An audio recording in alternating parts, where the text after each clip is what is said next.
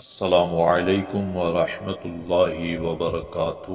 میں سید اللہ نواز جیلانی، آپ دیکھ رہے ہیں جیلانی وائس۔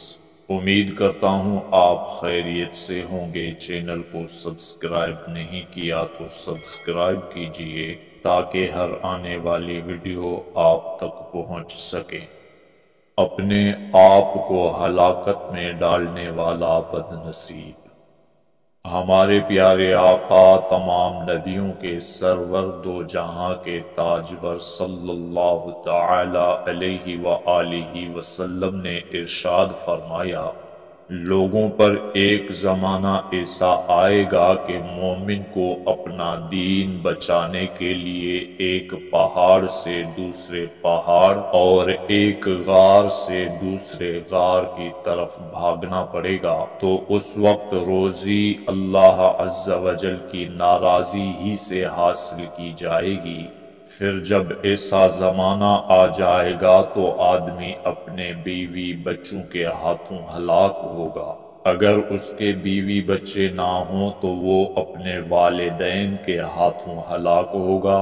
اگر اس کے والدین نہ ہوئے تو وہ رشتہ داروں اور پڑوسیوں کے ہاتھوں ہلاک ہوگا۔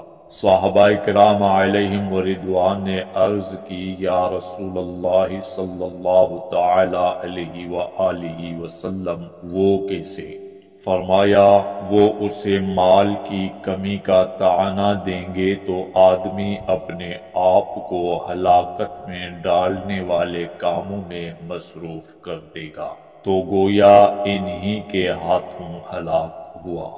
اپنے گھر والوں کو حرام کما کر کھلانے والوں کو سنبھل جانا چاہیے کہ میدان محشر میں کہ جہاں ایک ایک نیکی کی سخت حاجت ہوگی، یہی اپنے اس سے کیا سلوک کریں گے۔ قیامت کے دن اہل و عیال کا دعویٰ۔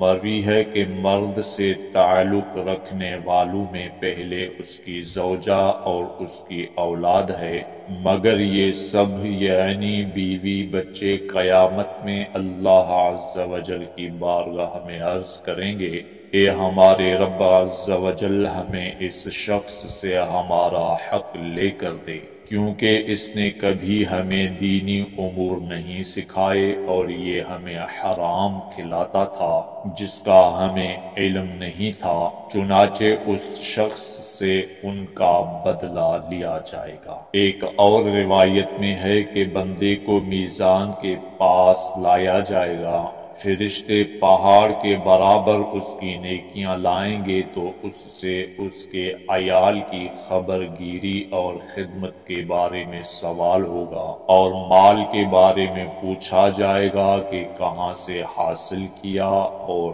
کہاں خرچ کیا، حتیٰ کہ اس کے تمام اعمال ان کے مطالبات میں خرچ ہو جائیں گے اور اس کے لیے کوئی نیکی باقی نہیں رہے گی۔ اس وقت فرشتے آواز دیں گے، یہ وہ شخص ہے جس کی نیکیاں اس کے اہل و عیال لے گئے اور وہ اپنے اعمال کے ساتھ گروی ہے۔ اللہ پاک ہمیں اسلامی زندگی گزارنے کی توفیق عطا فرمائے، آمین۔